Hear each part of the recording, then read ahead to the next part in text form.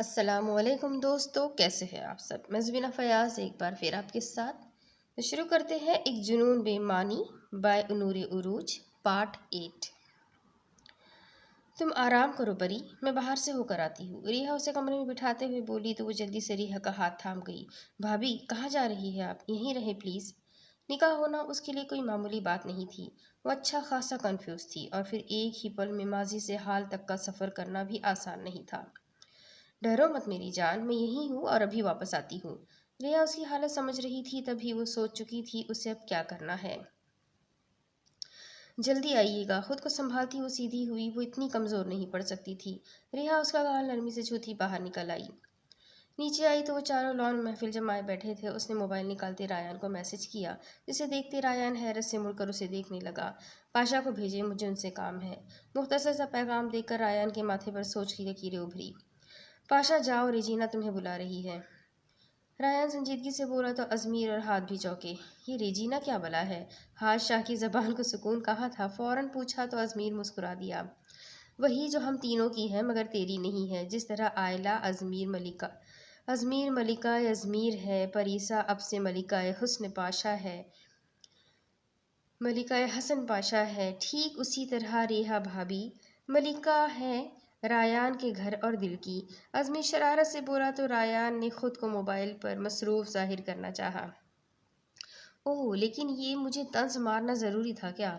وہ جو اس کی بات پر سمجھداری سے سر ہلا رہا تھا، خود کو گھسیٹتے دیکھ منہ بسور گیا۔ رایان ان دونوں کی عادت سے واقف تھا، تبھی توجہ دینا ضروری نہیں سمجھا۔ جی ریجینا، آپ نے بلایا؟ اسی پرانے انداز میں اس کے سامنے سر جھکائے کھڑے پوچھا۔ پاشا بھائی، میری نند سے ملاقات تو آپ کرنا چاہیں گے، رائٹ؟ پاشا کا چہرہ دیکھتے ہوئے شرارت سے بولی تو نہ چاہتے ہوئے بھی پاشا کے ہونٹوں پر مسکراہٹ بکھر گئی۔ آپ ایک مرتے ہوئے شخص سے پوچھ رہی ہیں کہ اسے زندگی کی خواہش ہے یا نہیں، مگر مجھے یہ سعادت بھی براڈ کے حکم کے ساتھ چاہیے۔ اگر محبت بے حساب تھی تو رایان سے اس کی عقیدت اس سے بھی بڑھ کر تھی۔ آپ یہیں رکے، میں ابھی رایان سے پوچھتی ہوں۔ ریحا اس کی بات پر نرمی سے مسکرا دی، پھر دوبارہ رایان کو میسج کیا، جس پر اب کی بار اسے کافی پیتے پیتے پھندا لگا تھا۔ مجھے آپ سے بات کرنی ہے، جلدی آئے۔ وہ ملکہ رایان سچ میں ملکہ کی طرح حکم دے رہی تھی، پھر ملکہ کا حکم ٹالا کہاں جا سکتا تھا؟ وہ گہرا سانس بھرتا اٹھ کر اندر کی سمت بڑھ گیا، جبکہ دونوں اس کی پشت کو دیکھ کر رہ گئے۔ کیا بات ہے؟ رایان وہاں آیا تو وہ پاشا ریحا کے سامنے سر جھکائے کھڑا تھا، جبکہ ریحا اسے دیکھ کر نظر پاشا پر ٹکا چکی تھی۔ رایان نے حیرت سے اس کی حرکت کو دیکھا تھا۔ پری کے لیے یہ سچویشن بہت الگ اور مشکل ہے، اور اسے اس وقت جذباتی سہارے کی ضرورت ہے، جو پاشا سے بہتر کوئی نہیں دے سکتا۔ مگر آپ کے پیارے پاشا آپ کے حکم کے بغیر ہل نہیں سکتے۔ آپ کی بہن سے ملنا تو دور کی بات ہے۔ ساری بات اس نے پاشا کو دیکھ کر کی تھی، کیونکہ کل والی بات پر ناراضگی برقرار تھی۔ پاشا جاؤ اور پرنسپا کو دیکھو۔ رایان ریحا کو دیکھتے سنجیدگی سے بولا تو پاشا سر ہلاتے وہاں سے نکلتا چلا گیا، جبکہ ریحا نے بھی واک آؤٹ کرنا چاہا، جب رایان اس کی کلائی تھام کر ایک جانب کو چل دیا۔ دوسری طرف بیش میڈم، اب اٹھ جاؤ، ساری رات الو کی طرح جاگتی ہے اور دن میں گھوڑے گدھے بیچ کر سو جاتی ہے۔ او کمکرن کی جانشین، سنگا بلا رہے ہیں تمہیں۔ وہ کوئی 10ویں بار بلانے آ چکا تھا جو اٹھ ہی نہیں رہی تھی۔ کیا؟ سنگا کب آئے؟ سنگا کے نام پر وہ جھٹکے سے سیدھی ہوئی تھی۔ اس کے بکھرے بال دیکھ کر دانی لا حول ولا قوت پڑھ کر رہ گیا تھا۔ ابھی تم فوراً ان کے دربار میں پہنچو، ورنہ مجھ سے کچھ مت کہنا۔ وہ آرام سے بولتا وہاں سے نکلتا چلا گیا تھا۔ میں جلدی سے اٹھتی واش روم کی سمت بھاگی اور تیار ہوتے باہر نکلی۔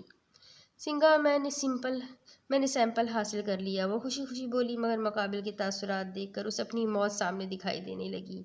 ہاؤ ڈیئر یو میش، کس کی اجازت سے یہ حرکت کی تم نے؟ مجھے تو تم چلو کسی گنتی میں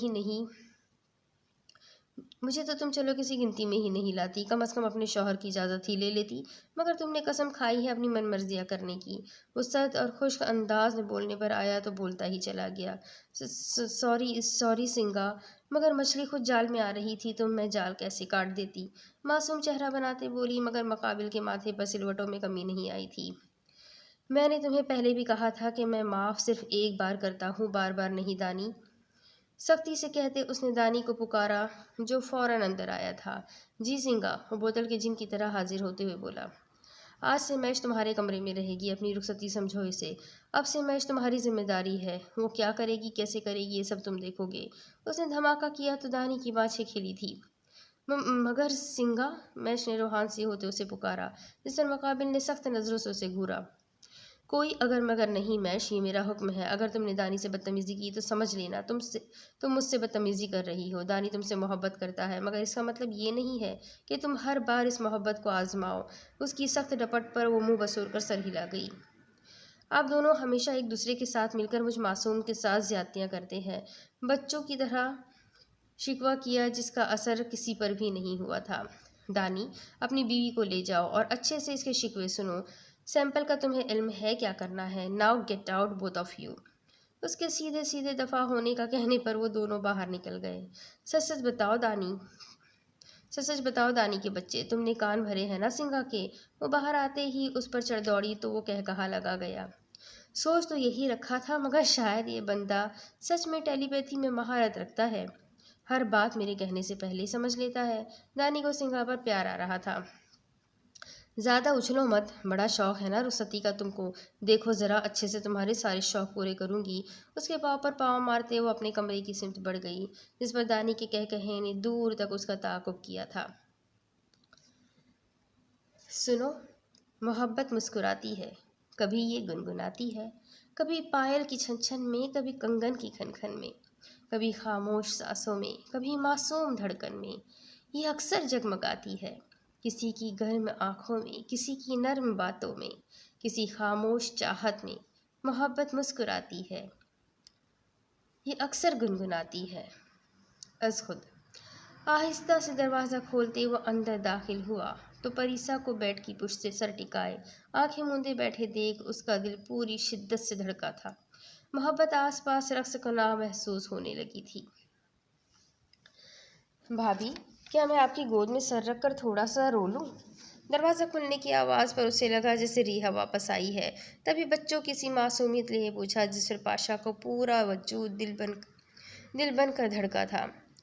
وہ بے ساختہ چلتا اس کے قریب آیا۔ آپ لوگوں کو ایسا نہیں کرنا چاہیے تھا بھابھی، زیادتی کر دی آپ لوگوں نے ان کے ساتھ۔ کیا ملے گا انہیں میرے زخم وجود سے؟ بھائیوں نے بھی میری بات نہیں سمجھی۔ پاشا اس کی سمت بڑھا تو اپنی جانب آتی قدموں کی چاپ پر وہ مزید گویا ہوئی۔ آنکھوں سے آنسو نکل کر سیاہ پٹی میں جذب ہو رہے تھے۔ جس شخص کے لیے آپ کو دیکھنا بھی باعث سعادت ہو، کیا آپ کو پانا اس کے لیے زیادتی ہو سکتی ہے؟ پاشا بے ساختہ اسے دونوں بازوؤں سے تھام کر اپنے قریب کرتے ہوئے بولا تھا۔ پاشا کی گرم سانسیں اس کے چہرے سے ٹکرائی تو وہ دنگ رہ گئی۔ کل تک جو اس سے بات کرتے ہوئے بھی دھیان رکھتا تھا، آج اسے اتنے استحقاق سے تھامے کھڑا تھا کہ وہ ہل تک نہ سکی۔ آپ پریسا اداس تو کیا ہوتی، اسے سمجھ ہی نہیں آ رہا تھا کیا کہے۔ لفظوں نے زبان کا ساتھ دینے سے انکار کر دیا تھا۔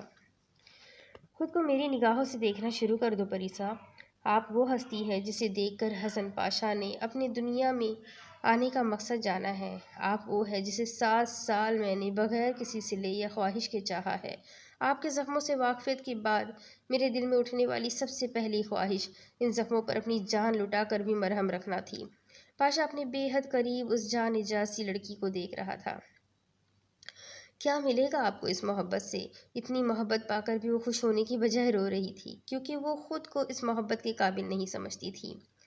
جو مل چکا ہے اس سے زیادہ کی خواہش کس کافر کو ہے؟ نرمی سے جھک کر اس کے ماتھے پر لب رکھتے محبت سے بولا تو وہ ساکت سی رہ گئی۔ آپ کے بعد جو کسی چیز کی خواہش کروں تو محبت کی عدالت میں سزائے موت کا حقدار ٹھہرایا جاؤں گا۔ انگوٹھی سے اس کے نرم گال سہلاتے گمبھیر لہجے میں بولا تو وہ سانس بھی روک گئی۔ میں خشک لبوں پر زبان پھیرتے خود کو بولنے پر آمادہ کرنا چاہا، مگر زبان لڑکھڑا گئی۔ پاشا اس کے ہونٹوں پر انگلی رکھ گیا۔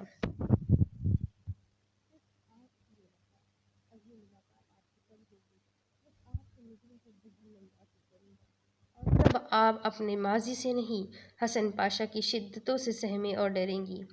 جھک کر اس کے کان میں سرگوشی کی اور اسے سختی سے خود میں بھیج گیا۔ اس سے زیادہ کوئی جسارت کر کے وہ خود کو مشکل میں نہیں ڈال سکتا تھا۔ اس دشمنی جہاں سے دور رہنا تو پہلے ہی مشکل ترین تھا۔ اگر وصل کے جام کا ایک قطرہ بھی چکھ لیتا تو اس نشے سے نکلنا ناممکن ہو جاتا۔ چند پلوں بعد اس سے الگ ہوتے، ایک بھرپور حقدار سی نگاہ اس پر ڈالتے، وہ تیزی سے باہر نکل گیا، جبکہ پریسا اس نرم گرم سی گرفت سے نکلتے گرنے کے سے انداز میں بستر پر بیٹھتی اپنی دھڑکنیں سنبھالنے لگی۔ کہاں لے کر جا رہے ہیں مجھے؟ چھوڑے میرا ہاتھ۔ ریان اسے کھینچتا ہوا اپنے کمرے میں لے جا رہا تھا جب ریحا نے اپنا ہاتھ چھڑانا چاہا۔ کیا مسئلہ ہے تمہارے ساتھ؟ کمرے میں لا کر اسے دیوار سے لگاتے دونوں اطراف میں ہاتھ ٹکاتے سختی سے پوچھا۔ حقیقتاً اسے اپنا اگنور ہونا پسند نہیں آ رہا تھا۔ مجھے نہیں، آپ کو ہے۔ میں نے اب کچھ بھی نہیں کہا آپ کو۔ کیوں لائے ہیں مجھے یہاں؟ اب بھی وہ اسے دیکھ نہیں رہی تھی بلکہ یہاں سے وہاں نظریں گھماتے اسے نظر انداز کرنے کی بھرپور کوشش کر رہی تھی۔ Reha Rayan Kazim, don't test my patience. یہ سب کر کے کیا ثابت کرنا چاہ رہی ہو تم؟ میری محبوبہ نہیں ہو تم جو یوں نخرے دکھا رہی ہو؟ غصے سے بولتے وہ نہ چاہتے ہوئے بھی اپنی جلن اور غصہ ظاہر کر رہا تھا، مگر ریحا سمجھتی تو نہ۔ اس کی بات پر ریحا کے لبوں پر زخمی سی مسکراہٹ بکھر گئی۔ You know what mister Rayan Kazim, آپ میرے اون نہیں ہے، صرف براٹ ہے جسے صرف مجھے ہرٹ کرنا آتا ہے اور کچھ نہیں۔ مجھے بات ہی نہیں کرنی آپ سے۔ ریحا نے نم آنکھوں سے اسے دھکا دیتے ہوئے وہاں سے جانا چاہا جب ریان نے اسے تھامتے اپنی سمت کھینچا۔ اگلے ہی پل وہ اس کے وجود کا حصہ بنی تھی۔ میری طرف دیکھ کر کہو ذرا، کیا کہہ رہی تھی تم؟ تھوڑی سے اس کا چہرہ اٹھاتے اپنی سمت کرتے سختی سے پوچھا۔ ریحا کو اس کی سختی کا انداز اپنے گرد بندھے اس کے حصار سے ہو رہا تھا۔ نہیں دیکھوں گی اور کوئی بات بھی نہیں کرنی مجھے آپ سے، چھوڑے مجھے ریان کاظم۔ وہ بھی ضدی بنی تھی۔ ریحا مجھے غصہ مت دلاؤ، یہاں دیکھو میری طرف۔ ریان کو اس کا یہ لاپرواہ انداز ایک آنکھ نہیں بھایا۔ کیوں تڑپ رہے ہیں اب؟ میں تو کوئی نہیں ہوں نا آپ کے لیے، ایک ایکسٹرا بیکار وجود ہوں، تو پھر اب کیوں فرق پڑ رہا ہے آپ کو میری بات نہ کرنے سے؟ اچانک اس کی آنکھوں میں آنکھیں ڈال کر ہررائی تو ایک سکون سا تھا جو ریان کے رگوں پہ میں اترا تھا۔ صرف اس کی نگاہیں ہی ریان کے دل کو قابو کرنے کی صلاحیت رکھتی تھی۔ نہ مجھے فرق پڑتا ہے نہ ہی میں تڑپ رہا ہوں، مگر ایک بات کان کھول کر سن لو، تم مسز ریحا ریان کاظم ہو اور میں اپنی چیزوں کو لے کر کتنا جنونی ہوں یہ تم اچھی طرح جانتی ہو، اسی لیے دوبارہ مجھے نظر انداز کرنے کی کوشش غلطی سے بھی مت کرنا۔ اس کے بالوں کو نرم سی گرفت میں لیتے بولا تو وہ سلگ اٹھی۔ میں کوئی چیز نہیں ہوں، یہ شخص نہ اسے قریب برداشت کر سکتا تھا نہ دور، نہ جانے کیا چاہتا تھا اس سے۔ بالکل جیسے بھی صحیح، مگر تم بیوی ہو میری، تو سوچو جو شخص اپنی چیزوں کے لیے اتنا جذباتی ہو سکتا ہے تو اپنی بیوی کے معاملے میں کتنا وحشی اور جنونی ہوگا۔ اس کے کان کے قریب جھکتے گمبھیر سرگوشی کی تو کتنے ہی پل آنکھیں نہیں جھپک سکی تھی وہ۔ جنون پسند ہے دل اور تجھ تک آنے میں، بدن کو ناؤ لہو کو جناب کر دے گا۔ کیوں یہ جنون، یہ وحشت صرف آپ کی میراث ہے؟ آپ مجھ سے نفرت کرتے ہیں، پھر بھی میرا نظر انداز کرنا برداشت نہیں آپ کو؟ پھر میں تو عشق کرتی ہوں آپ سے اون۔ کبھی سوچا ہے جب آپ مجھے نظر انداز کرتے ہیں تو مجھے کیسا لگتا ہے؟ اس کے جنونی انداز پر ریحا کو غصہ آیا، مطلب خود اس کے ساتھ جیسا بھی سلوک کرے وہ ٹھیک، اور اگر ریحا نے ناراضگی دکھائی تو جناب کو غصہ آ گیا۔ کہنا کیا چاہتی ہو تم؟ ریان نے انجان بنتے پلٹنا چاہا مگر ریحا اسے واپس کھینچ چکی تھی۔ وہ ریحا کا ایسا روپ دیکھ کر خود پریشان ہو گیا تھا جو شیرنی بن گئی تھی۔ زیادہ معصوم مت بنے، اور ہاں اگر ایسا ہے تو ایسا ہی صحیح، اب مجھ سے بھی کسی شرافت کی توقع ہرگز مت رکھیے گا۔ اگر آپ جنونی ہے تو میں آپ سے کئی گنا زیادہ پاگل ہوں۔ اگر میرے اون پر کوئی مصیبت آئی یا آپ نے مجھ سے خود کو دور کرنے کی کوشش بھی کی تو مجھ سے برا کوئی نہیں ہوگا مسٹر ریان کاظم۔ ہوں گے آپ گنڈے دوسروں کے لیے، مگر میری محبت کو کوئی تکلیف پہنچی تو ریحا کا پاگل پن دیکھیں گے آپ۔ اسے اپنی سمت جھکائے آنکھوں میں آنکھیں ڈالتے بولی تو ریان کتنے ہی پل ہل نہیں سکا۔ ہاں وہ بچپن سے ہی اس کے معاملے میں دیوانی تھی، بلکہ وہ دونوں ایک دوسرے کے لیے حد درجے پوزیسو تھے، مگر اب تو اس جنونیت میں کئی گنا اضافہ ہو چکا تھا۔ اب بھی اس غربت پر ریان کا دل اس کے بس سے نکلنے کو تھا، تب ہی اسے جھڑک گیا۔ مجھ سے کم از کم 10 فٹ کے فاصلے پر رہا کرو تم۔ وہ اسے اپنے قریب دیکھ کر سختی سے بولتا اپنا کالر چھڑا گیا تھا، کیونکہ اس کے اپنے سینے میں دھڑکتا دل اس کا وفادار نہیں تھا۔ اس لڑکی سے نفرت کے دعوے کرنے کے بعد اس کے قریب آتے ہی سب کچھ بھول جاتا تھا۔ کیوں؟ مجھے چھونے سے ڈرتے ہیں نا آپ؟ کہیں آپ کے دل میں چھپی میری محبت ظاہر نہ ہو جائے؟ وہ آگ سے کھیلنے کا فیصلہ تو کر چکی تھی، مگر حقیقت میں تو اس کا خود کا دل اب بے قابو ہو رہا تھا۔ اس کی بات پر وہ ایک جھٹکے میں اسے حصار میں قید کرتا اس پر چھا چکا تھا۔ اس کی شدت پر اسے خود پر رحم آیا جو سوئے ہوئے شیر کو جگا چکی تھی۔ ریان اچھے سے اسے اس کے دعوے کی سزا دیتے پیچھے ہوا۔ میرے نزدیک تمہارا ہونا نہ ہونا بے معنی ہے۔ تم چاہے میرے اتنے قریب بھی رہو تب بھی میرے دل میں صرف اپنی نفرت پاؤ گی۔ اس کے سرخ چہرے اور لبوں سے نگاہ چراتے بولتا وہ باہر نکلتا چلا گیا۔ جھوٹ بولنا کبھی بہت مشکل ہوتا ہے، خاص کر تب جب یہ جھوٹ خود سے بولا گیا ہو۔ ان کے درمیان جو لمحہ ٹھہرا تھا وہ ریان کاظم کی ہستی ہلا چکا تھا۔ اس کے اندر خاموش کونے میں دب کی محبت نے پھر پوری انگڑائی لی تھی، جبکہ وہ اس کا جواب اور آنکھوں کا تاثر یاد کرتی نفی میں سر ہلاتی مسکرا دی۔ وہ کتنی کوشش کرتا تھا اسے تکلیف دینے کی، مگر ہر بار اس پر اپنے لفظوں کے برعکس اپنی حالت آشکار کر جاتا تھا۔ کب تک اپنی محبت چھپائیں گے؟ جبکہ آپ ایسا نہیں کر سکتے۔ اپنے چہرے پہ اس کی محبت کا لمس محسوس کرتے نم آنکھوں سے بولی، جسے سننے کے لیے وہ وہاں موجود ہی نہیں تھا۔ مش ڈارلنگ، سامان سمیٹنے کی مشقت تم کیوں کر رہی ہو؟ میں ہوں نا، تم چلو، میں تمہارا سامان خود لے کر آتا ہوں۔ دانی لبوں پر شریر مسکراہٹ لیے اسے کمرے کی جانب آیا۔ اندر جھانکا تو وہ غصے سے سامان نکال کر بیڈ پر پٹک رہی تھی۔ اگر اپنا چہرہ سلامت چاہتے ہو نا دانی، تو اس وقت مجھے چھیڑنے سے پرہیز کرنا، ورنہ جو میں کروں گی تو وہ تمہارے ہاضمے کے لیے بالکل اچھا نہیں ہوگا۔ توقع کے عین مطابق اگلے ہی پل اس کی جلی بھنی دہاڑ سن کر دانی نے بمشکل اپنا کہکہا ضبط کیا۔ یہ کون ہے سنگا؟ اسے آج بھی وہ دن یاد تھا جب وہ میش سے پہلی بار ملا تھا۔ وہ خود ایک لاوارث تھا، ماں باپ کون تھے، کہاں تھے، وہ نہیں جانتا تھا۔ سڑکوں پر پل کر جوان ہوا جب ایک دن سڑک پار کرتے بڑی سی گاڑی سے ٹکرا گیا۔ جب ہوش آیا تو وہ ایک کشادہ کمرے میں تھا، سر پر پٹی بندھی ہوئی تھی۔ سر اٹھا کر دیکھا تو سامنے ایک پراسرار سا شخص بیٹھا تھا۔ اس شخص نے دانی سے اس کے بارے میں سب پوچھا اور پھر اس کے حالات سننے کے بعد اسے اپنے ساتھ کام کرنے کا مشورہ دیا۔ وہ کون تھا، کہاں سے تھا، یہ دانی نے جاننا ضروری نہیں سمجھا، کیونکہ دانی کو بس یہ علم تھا کہ اس معاشرے میں اس کا کام کے بغیر گزارا نہیں۔ سنگا کے صرف نام سے واقف تھا، مگر وہی سنگا اس کے لیے سب کچھ بن گیا۔ اس نے دانی کو ہنر سکھایا، اسے ٹیکنالوجی کی دنیا کا بادشاہ بننے میں مدد کی۔ دانی کے لیے سنگا ماں باپ سب کچھ تھا۔ پھر ایک دن وہ واپس آیا تو اس کے ساتھ ایک لڑکی بھی تھی، بے تحاشا حسین لڑکی، مگر اس کی سوجھی ہوئی آنکھیں دیکھ کر دانی کو عجیب سی تکلیف ہوئی۔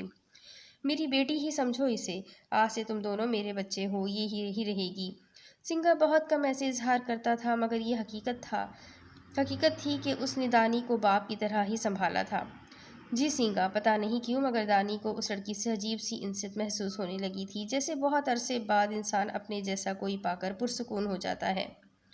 میش، آج سے تم یہی رہو گی، دانی تمہیں ٹرین کرے گا۔ یہ دنیا بہت ظالم ہے، یہاں جو اپنی حفاظت خود نہیں کرتا اسے رون دیا جاتا ہے۔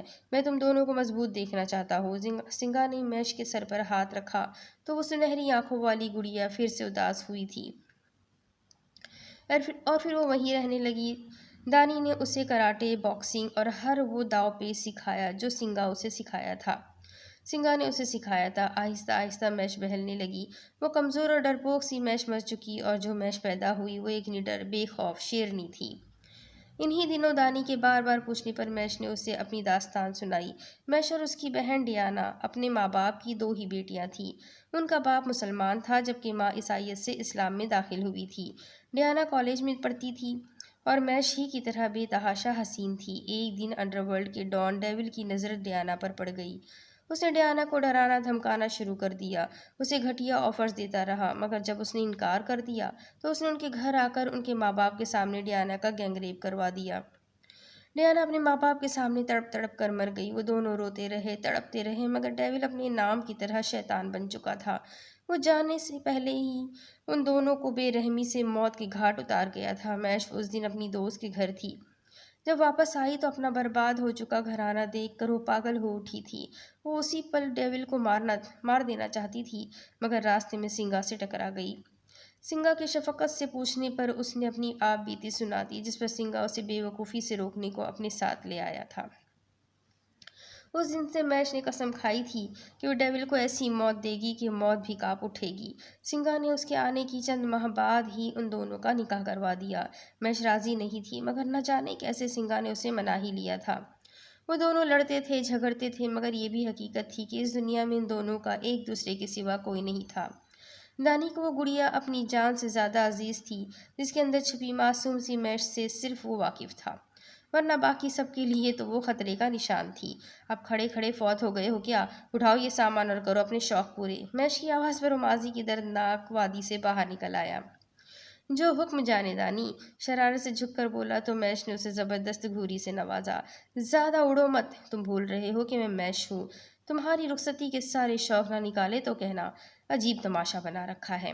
वो न जाने क्या क्या बोलती जा रही थी, जबकि दानी तो बस मोहब्बत से अपनी शेरनी को देखता रहा। दूसरी तरफ, यार ये इस घर में इतना सन्नाटा क्यों है? ऐसे लग रहा है मैं किसी भूत बंगले में हूँ। रात हो चुकी थी और यहाँ हादशाह के पास करने को कुछ नहीं था, जिस पर वो अच्छा खासा तप चुका था। तभी अजमीर से बोला, हाँ भूत बंगला ही है ये। अभी मैं जिनों और चुड़ैलों को कहता हूँ तुम्हारे साथ झंगा लाला हु करे। उसके साथ बेड पर नीम दराज दानी मुंह बसोर कर बोला तो हाथ उसे देखकर रह गया। कसम से जीजा जी, कोई आखिर किस्म के बोरिंग इंसान है ये ब्रॉड और पाशा भी। नहीं मतलब अल्लाह ने ज़बान दी है तो बोलो ना जी। सारा दिन किसी रोबोट की तरह काम करते हैं और किस्तों में मुंह से अल्फाज निकालते हैं। हाथ जब बोलने पर आया तो बिना आगे पीछे देखते बोलता ही चला गया। हम हर चीज़ को ज़रूरत के तहत इस्तेमाल करने पर यकीन रखते हैं। तुम्हारी तरह ज़बान पर टायर नहीं लगवाए हमने। रायान की आवाज़ पर वो उछलकर पलटा जो दरवाजे में खड़ा उसे ही घूर रहा था। वो ब्रॉड मैं तो। उसने बेसाख्ता अजमीर को घूरा जैसे कह रहा हो बता नहीं सकता था। रायान तुम इस वक्त यहाँ सब खैरियत थी? रायान और पाशा पर एक नज़र डालते पूछा। उसका इस पल यूँ वहाँ आना बेमकसद नहीं हो सकता था। मुझे तुम दोनों से ज़रूरी बात करनी है। रायान की संजीदगी में कोई फ़र्क नहीं आया था। वो दोनों भी उसे देखते संजीदा हुए। डाक का भतीजा सैमुएल अब उसकी जगह संभाल चुका है और वो अपने चचा का बदला लेना चाहता है। रायान की बात पर पाशा के साथ साथ वो दोनों भी फिक्रमंद हुए। मुझे अपनी फ़िक्र नहीं है, मगर इस वक्त पाकिस्तान जाना ज़्यादा ज़रूरी है और परिसा पाकिस्तान जाने पर रजामंद नहीं है। ऐसे में सैमुएल परी पर अटैक करके हमें काबू कर सकता है। परिसा के नाम पर पाशा बेचैन हुआ था। अब हम क्या करेंगे रायान? पाशा को यहाँ नहीं छोड़ सकते क्योंकि किसी का हर पल तुम्हारे साथ होना ज़रूरी है। आयला को इस सूरत हाल का इल्म नहीं है। सो हम दोनों भी नहीं रुक सकते। अजमीर की पुरसोच आवाज़ पर पाशा और हाथ भी उसकी सिमत देखने लगे। ब्रॉड, अगर आप इजाज़त दें तो मैं परी को पाकिस्तान जाने के लिए राज़ी करना चाहूँगा। उनका हर पल हमारी नज़रों के सामने रहना ही इस पल सबसे सही होगा। पाशा की बात पर अजमीर और हाथ भी मुतफ़िक नज़र आए। तुम ये कर सकते हो पाशा? रायान जानता था ये सब आसान नहीं होने वाला। मुझे यकीन है मैं कर लूँगा। परिसा को मनाना मुश्किल था, मगर उसे हर सूरत ये मुश्किल पार करनी ही थी। ठीक है, कल सुबह तक उन्हें मनाओ क्योंकि कल हम इटली हमेशा के लिए छोड़ रहे हैं। उसे हुक्म देता रायान ने जाने का इशारा किया, जिस पर पाशा वहाँ से निकलता परी के कमरे की सिमत चला गया। वैसे आपस की बात है ये अंधेरे में। मेरा मतलब डाक का भतीजा इतना सगा क्यों बन रहा है अपने चचा का? और इतना ही हमदर्द था तो पहले कहाँ था? पाशा के जाते ही हाथ की ज़बान में फिर से खुजली होने लगी। सैमुअल के बाप के पुलिस के हाथों मरने के बाद डार्क ने उसे अंडरग्राउंड करवा दिया था। अचानक डार्क के गायब हो जाने पर ही उसके आदमियों ने सैमुअल को वहां से बाहर निकाला और सब जानने के बाद वो मेरे खून का प्यासा हो चुका है। रायन संजीदगी से बोला तो हाथ मुंह बसुर कर रह गया। हर बंदे से तो फड्डा कर रखा है आली जाने तो खून के प्यासे तो होंगे ही। हाथ हल्की सी सरगोशी में बोला तो रायान ने उसे घूरा। कुछ कहा तुमने हादशाह? सरद अंदाज में पूछा तो वो जल्दी से नफ़ी में सर हिला गया। नहीं तो मैं भला क्या कहूँगा? मैं तो कह रहा था ऐसे कई सैमुअल आएंगे और जाएंगे। अभी ब्रॉड बच्चे हैं ये सब ब्रॉड के आगे। दहशत से नावाकिफ़ है ब्रॉड की। जल्दी से चापलूसी की थी, वरना कहीं सैमुअल की जगह उसके ऊपर की टिकट ना कट जाए। अपनी ज़बान को ज़रा कम चलाया करो हादशाह, क्योंकि भरी जवानी में तुम्हारी कटी ज़बान देखकर जो थोड़ा बहुत लड़की मिलने का चांस है वो भी ख़त्म हो जाएगा। اس کے کندھے پر تھپکی دیتے وہ وہاں سے نکلتا چلا گیا، جبکہ ہاتھ اپنی کٹی زبان تصور کرتے ہی کانپ کر رہ گیا۔ دوسری طرف شبیر 2 دن بعد ہمارے بہت اہم مہمان یہاں آ رہے ہیں، اگر انہیں ہمارا مال پسند آ گیا تو ہمارے وارے نیارے ہو جائیں گے۔ وہ سنجیدگی سے بیٹھا نئے مال کو چیک کر رہا تھا جب سلیم نے وہاں آتے اسے خبر سنائی۔ تو تم یہ سب مجھے کیوں بتا رہے ہو؟ بیزار سی شکل بناتے اس نے سلیم کو دیکھا، جو اسے اپنی طرح پرجوش نہ ہوتا دیکھ منہ بسور گیا تھا۔ انتہا کے سڑے ہوئے شخص ہو، نہ جانے باس کو کیا نظر آتا ہے تم میں۔ باس نے کہا ہے یہ ڈیل تم دیکھو گے، مال جمع کرنے کی ذمہ داری تمہاری ہے۔ سلیم کو غصہ آیا، اس شخص کی یہاں تک لانے والا وہ تھا، مگر وہ اتنے کم عرصے میں باس کی نظروں میں اس سے زیادہ اہم ہو چکا تھا۔ مگر مجھے اس سب کے بارے میں کچھ بھی علم نہیں ہے۔ وہ حیران تھا، بیٹھے بٹھایا اسے نہ جانے کون سا مال جمع کرنے کا کہہ دیا گیا تھا، کیونکہ وہ صرف ڈرگس کی اسمگلنگ تو کرتے نہیں تھے، تو پھر دوسرا کون سا مال تھا جس کا ذکر ہو رہا تھا؟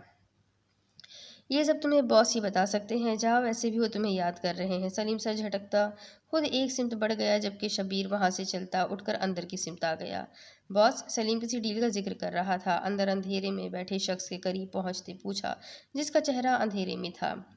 ہاں شبیر، یہ مہمان بہت دور سے آ رہے ہیں اور انہیں 50 جوان لڑکیاں چاہیے۔ بہت سی لڑکیاں ہمارے قبضے میں ہیں، مگر ابھی بھی کچھ کم ہیں جن کو پورا کرنے کی ذمہ داری تمہاری ہے۔ وہ شخص بولا تو شبیر سر ہلا گیا۔ جی باس، سمجھ گیا، کام ہو جائے گا۔ اسے صرف پیسے سے مطلب تھا، پھر چاہے اسے کچھ بھی کرنا پڑتا۔ پھر لڑکیوں کو تو بڑی آسانی سے اپنی محبت کے جال میں پھنسا کر بیوقوف بنایا جا سکتا ہے۔ جاؤ، اور خیال رکھنا، پہلے ہی سلیم میرا بہت سا مال میرے دشمن کے حوالے کر چکا ہے۔ اب اگر ایسا کچھ بھی ہوا تو تم سب کو میرے عتاب سے کوئی نہیں بچا سکے گا۔ اس شخص کی وارننگ پر شبیر سر ہلاتے وہاں سے نکلتا چلا گیا۔ ایک بہت بڑے دھماکے کی تیاری کی جا رہی تھی، مگر کوئی نہیں جانتا تھا یہ دھماکہ کون کرنے والا ہے اور کس پر ہونے والا ہے۔ وحشت و ویرانگی کی دنیا میں برپا ہونے کو ہے ایک نئی قیامت۔ دوسری طرف پری، کیا میں اندر آ سکتا ہوں؟ وہ جو ابھی تک پاشا کی محبت کے حصار میں مقید تھی، دروازے پر ہوتی دستک پر چوکی۔ ایک بار پھر پاشا کی آواز سن کر اس کا دل پوری قوت سے دھڑکا تھا۔ آ جائے، خود کو سنبھالتی آہستہ سے بولی۔ اب وہ اس کا شوہر تھا، وہ اسے جھٹلا نہیں سکتی تھی۔ تبھی اپنی بے قابو ہوتی دھڑکن کو سنبھالنے لگی۔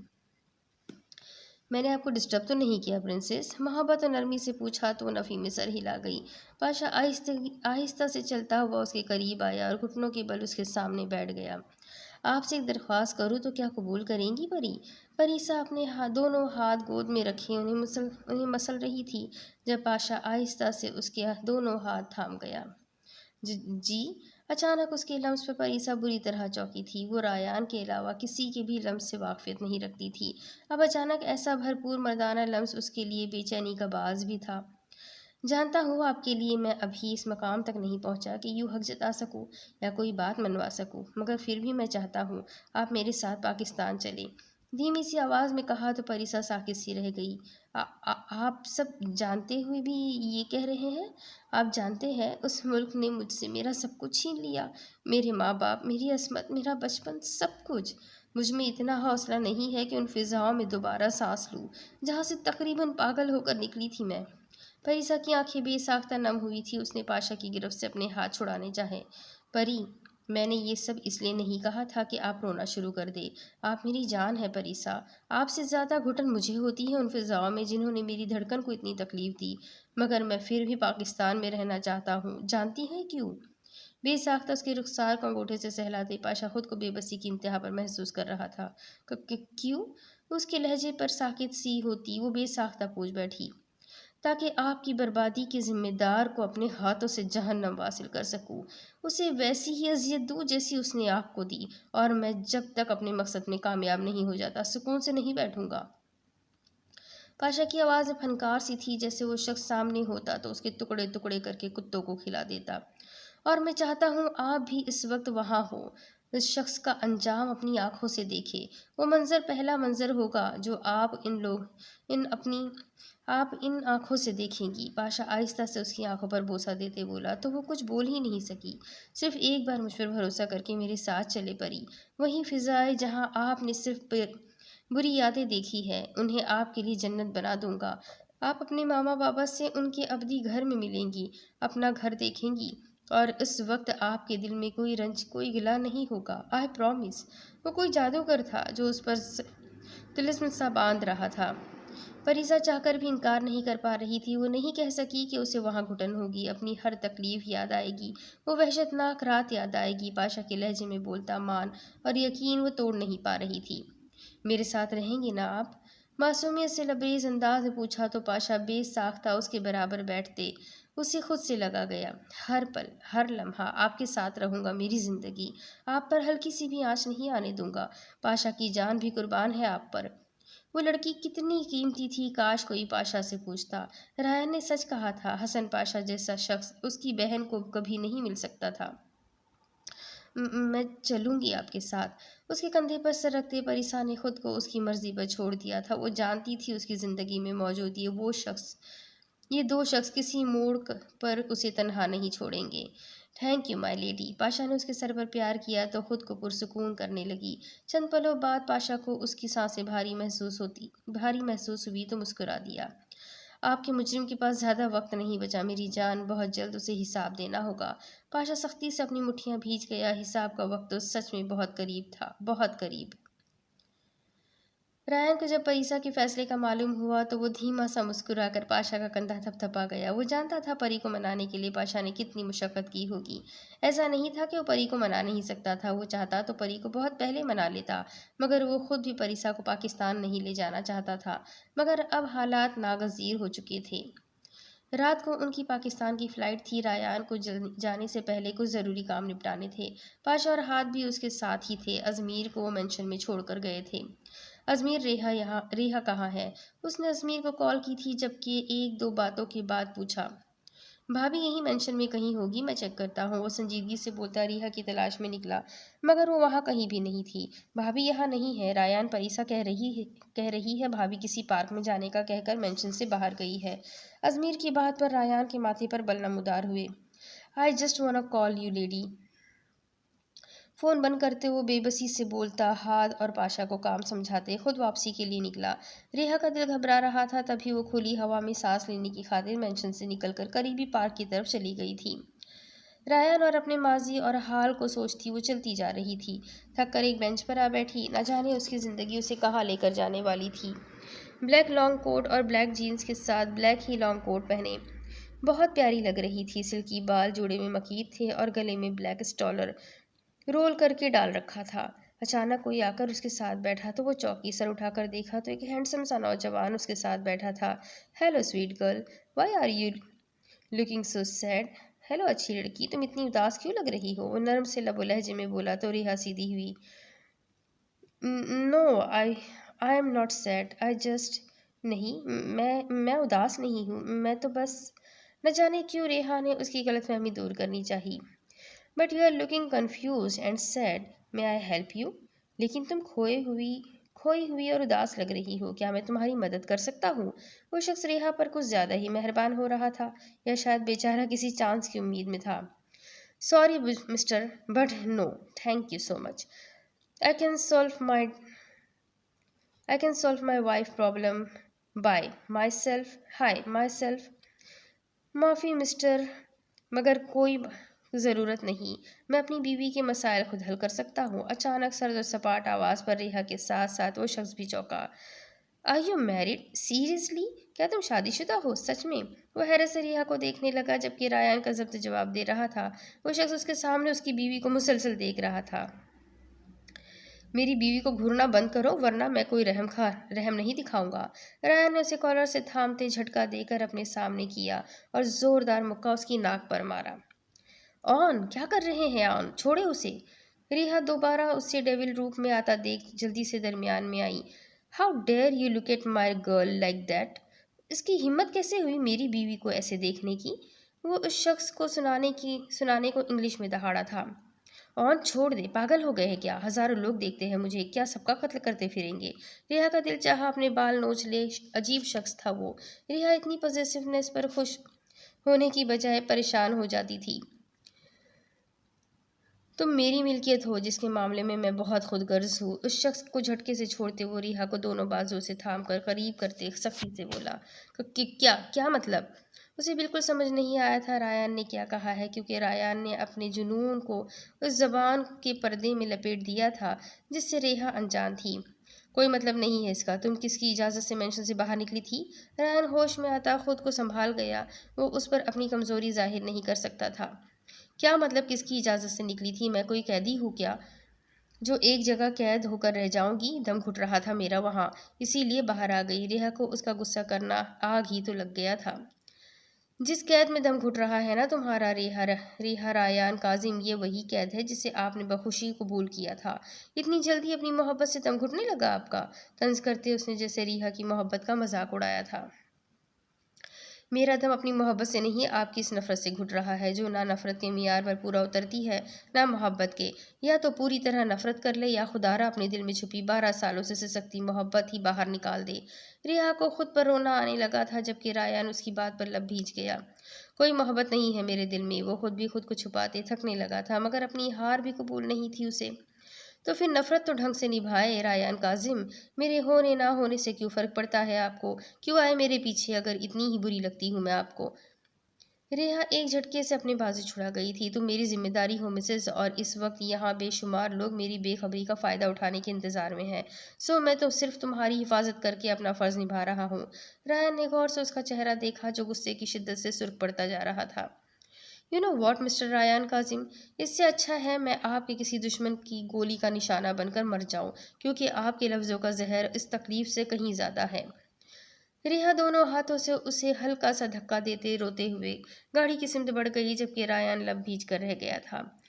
دکھ یہ نہیں تھا کہ وہ ڈانٹتا تھا یا روکتا تھا، دکھ تو بس یہ تھا کہ وہ اپنی محبت سے انکاری ہو جاتا تھا۔ رایان کی وہ محبت جو پچھلے کئی سالوں سے ریحا کو جینے کا حوصلہ دیتی تھی، اب لگتا تھا جیسے کہیں رہی ہی نہ ہو۔ گم ہے اس میں پر جانتا نہیں، عشق کا مرید ہے پر مانتا نہیں۔ کیا مسئلہ ہے میش، کیوں تنگ کر رہی ہو؟ دوسری طرف وہ سارے دن کے کام کے بعد ابھی سونے کے لیے لیٹا تھا جب میش کمرے میں داخل ہوئی، فریش ہو کر اس کے سر کے پاس آ کھڑی ہوئی۔ جب وہ ٹس سے مس نہ ہوا تو اس کے سر کے نیچے سے کشن کھینچا۔ دانی دوبارہ تکیہ کھینچ کر لیٹ گیا تو میش نے دوبارہ وہی حرکت دہرائی، تبھی وہ جھنجھلا کر اٹھا۔ اٹھو یہاں سے، مجھے رائٹ سائڈ پر نیند نہیں آتی، جلدی اٹھو۔ اس کے اٹھنے پر میش نے اپنا مسئلہ کشمیر پیش کیا جس پر دانی دانت پیس کر رہ گیا۔ یہ کوئی وجہ تھی مجھے اٹھانے کی؟ میرا بیڈ دونوں جانب سے برابر ہے، سو آرام سے سو جاؤ وہاں پر۔ خون آشام نظروں سے اسے گھور کر دانی دوبارہ لیٹ گیا۔ دانی کے بچے، زیادہ شوخی ہونے کی ضرورت نہیں ہے، تمہیں یہ شوق تھا مجھے یہاں لانے کا، اب بھگتو۔ تم سو گے اس طرف، میں جھنجھلا کر بولی تو دانی بمشکل خود پر ضبط کرتے اٹھا۔ مجھے بھی اس جانب نیند نہیں آتی، اسی لیے سوری، میں اپنی جگہ ہرگز نہیں دینے والا۔ ڈھیٹ بنتے تکیہ باہوں میں بھیجا۔ دانی میں بتا رہی ہوں میں ساری رات نہ خود سوؤں گی نہ ہی تمہیں سونے دوں گی، اسی لیے آرام سے ہٹ جاؤ یہاں سے۔ میش اپنی ضد چھوڑ دیتی، یہ کیسے ممکن تھا؟ لو مرو، سو لو تم یہاں۔ دانی تکیہ پھینکتے دوسری جانب دراز ہوتے بستر سر تک تان گیا تھا۔ میش شرارت سے لب دباتی لیٹ گئی۔ لائٹ آف کرو۔ لے جی، نیا مسئلہ اٹھا تھا۔ میش منہ بسور کر بولی تو دانی کا دل اپنے بال نوچنے کو چاہا۔ کیا مسئلہ ہے؟ لائٹ آف نہیں ہو سکتی؟ میں بند لائٹ میں نہیں سو سکتا۔ تھکن سے دانی کا برا حال تھا، مگر میش میڈم کو ساری دشمنیاں آج ہی نکالنی تھی۔ مجھے نہیں پتا، میں لائٹ بند میں ہی سوتی ہوں، ایسے نہیں سو سکتی۔ میش کو اس کی جھنجھلاہٹ مزہ دے رہی تھی۔ اس نے مسکراہٹ دباتے کہا جب دانی اس کی مسکراہٹ دیکھ چکا تھا۔ وہ کیا ہے سویٹ ہارٹ کہ ایک تو تم نے میری جگہ چھین لی جس کی وجہ سے مجھے نیند نہیں آ رہی، اور لائٹ آن میں تمہیں نیند نہیں آ رہی، تو کیوں نہ دونوں کے مسئلے کا حل نکالا جائے؟ اچانک ہی وہ اس پر جھکتا اس کے دونوں ہاتھ قبضے میں لے گیا تھا۔ کیا مطلب؟ اچانک اس کی اتنی نزدیکی پر میش کی ساری چالاکی ہوا ہوئی تھی، وہ بے ساختہ گھبرا گئی۔ سوئے شیر کو جگا کر تم نے ہی خود کو مشکل میں ڈالا مسز دانی، سو اب آپ بھی بھگتے۔ میرے بے سکونی کا علاج تو میں کر لوں گا، رہا آپ کی لائٹ کا مسئلہ تو اس کا حل بھی ہے۔ اس کے سرخ پڑتے چہرے کو شرارت سے دیکھتے وہ بلینکٹ دونوں پر اڑا گیا تھا۔ میش سچ میں خود کو کوس رہی تھی اس وقت شیر سے پنگا لے کر، مگر وہاں محبت بڑے مان اور شان سے براجمان ہو چکی تھی۔ دو راستوں میں بھٹکتے مسافر ایک لمبی مسافت کے بعد محبت کی چھاؤں میں ڈیرے ڈال گئے تھے۔ کب یاد میں تیرا ساتھ نہیں، کب ہاتھ میں تیرا ہاتھ نہیں، سچ شکر کہ اپنی راتوں میں اب ہجر کی کوئی رات نہیں۔ مشکل ہے اگر حالات وہاں دل بیچ آئے جاں دے آئے، دل والوں کو چہ جانا میں کیا ایسے بھی حالات نہیں؟ جس دہج سے کوئی متقل میں گیا وہ شان سلامت رہتی ہے، مقتل میں گیا وہ شان سلامت رہتی ہے۔ یہ جان تو آنی جانی ہے، اس جان کی تو کوئی بات نہیں۔ میدان وفا دربار نہیں، یہاں نام و نسب کی پوچھ کہاں، عاشق تو کسی کا نام نہیں، کچھ عشق کسی کی ذات نہیں۔ گر بازی عشق کی بازی ہے، جو چاہو لگا دو ڈر کیسا، گر جیت گئے تو کیا کہنا، ہارے بھی تو بازی مات نہیں۔ 2 دن بعد۔ کہاں جا رہے ہیں آپ؟ ریحا ناشتہ لے کر کمرے میں آئی تو ریان کو تیار ہوتا دیکھ حیرت سے بولی، اور تمہیں ایسا کیوں لگتا ہے کہ تم پوچھو گی اور میں تمہیں بتا دوں گا؟ بنا مڑے آئینے میں اس کا عکس دیکھتے ریان سنجیدگی سے بولا تو ریحا کو اس کے لہجے سے غیر معمولی پن کا احساس ہوا۔ ضرور کچھ ایسا تھا جو وہ اس سے چھپا رہا تھا، کیونکہ بیوی ہوں میں آپ کی، آپ کو بتانا ہوگا مجھے کہاں جا رہے ہیں آپ۔ ریحا کا دل عجیب انداز میں دھڑکا، تبھی وہ اس کے قریب ہوئی۔ اسٹے اوے ریحا، میں فارغ نہیں ہوں، 1000 کام ہے مجھے، اور میں ہر کام کے بارے میں تمہیں بتانا ضروری نہیں سمجھتا۔ ریان اپنے کالر سے اس کے ہاتھ جھٹک گیا۔ اب کس کا خون کرنے جا رہے ہیں آپ؟ کیونکہ جہاں تک مجھے معلوم ہے ریان کاظم کا کام تو یہی ہے۔ وہ خود بھی جان نہیں سکی کہ وہ جذباتیات میں کیا کہہ گئی ہے، شاید اس کی نفرت سہتے سہتے وہ اب اپنا آپا کھوتی جا رہی تھی۔ صحیح کہا تم نے، قاتل خونی درندہ ہوں میں، اب تک نہ جانے کتنے قتل کر چکا ہوں میں، اب بھی وہی کرنے جا رہا ہوں، مگر فکر مت کرو، تم سے شدید نفرت کے باوجود بھی تمہیں قتل نہیں کروں گا۔ اس کی بات پر ریان استہزائیہ انداز میں خود پر ہنس دیا۔ اچانک ریحا کو اپنے الفاظ کا اور ریان کے سرخ ہوتی آنکھوں کا ادراک ہوا تو اس کو خود پر افسوس ہوا، وہ ایسا کیسے کہہ سکتی تھی؟ نہیں، صحیح کہا تم نے، میں ریان کاظم ہوں، براٹ، ایک گنڈا جس نے اپنے فائدے کے لیے آج تک بہت سے لوگوں کا قتل کیا ہے، اسی لیے بہتر ہے تم مجھ سے دور رہو، بلکہ تم نہیں، میں خود ہی تمہارے راستے سے ہٹ جاتا ہوں۔ ریان سختی سے بولتا وہاں کئی قدم مجھ سے دور ہو گیا تھا۔ ریان نہیں۔ ریحا نے نم آنکھوں سے تڑپ کر اسے روکنا چاہا، مگر وہ تیزی سے وہاں سے نکلتا چلا گیا۔ ریحا ابھی تک اس کے ماضی سے پوری طرح واقف نہیں تھی، وہ نہیں جانتی تھی ریان براٹ کیسے بنا۔ ریان نے اسے صرف اس رات تک کی حقیقت بتائی تھی، جبکہ آج وہ جلد بازی جذباتیات میں اس پر اسی طرح الزام لگا گئی تھی جسے 12 سال پہلے اس پر خونی ہونے کا لگایا گیا تھا، اور اس بار تو الزام لگانے والی بھی ریان کی سوفٹی تھی، سو تکلیف حد سے زیادہ تھی، مگر تیر کمان سے نکل چکا تھا جس پر ریحا کچھ نہیں کر سکتی تھی۔ کچھ میں بھی ضد کی پکی تھی، کچھ وہ بھی ضبط گوا بیٹھا، کچھ میں خود سے بھی انجان رہی، کچھ اس نے دل قربان کیا، کچھ میں بھی راہوں میں بھٹکتی رہی، کچھ وہ بھی منزل نہ پا سکا، کچھ میں اس کی دیوانی تھی، کچھ اس کی محبت میں فروانی تھی، کچھ یادوں پہ اس کا پہرا تھا، کچھ خوابوں میں اس کا چہرہ تھا، کچھ میں اس کی شیدائی تھی، کچھ اس کے جذبوں میں سچائی تھی، کچھ میں اس نے برباد کیا، کچھ اس نے مجھ سے آباد کیا، کچھ میں نے بھی ہار تسلیم نہ کی، کچھ وہ جیت کر بھی ہار بیٹھا، کچھ پچھتاوا ابھی بنا مقدر میرا، کچھ وہ بھی مداوا کر نہ سکا۔ اب اس کے آگے کی کہانی میں آپ کو اگلی قسط میں سناتی ہوں۔ اسٹوری بہت انٹرسٹنگ ہے، تو میرے ساتھ بنے رہیے گا، چینل کو سبسکرائب کر لیجیے گا، بیل آئیکن کو ضرور دبا دیجیے گا، اور اگر آپ کو میری اسٹوریز پسند آتے ہیں تو اپنے کانٹیکٹس میں شیئر کرنا بالکل نہ بھولیے گا۔ تو ملتے ہیں نئی قسط کے ساتھ، تب تک کے لیے اللہ حافظ۔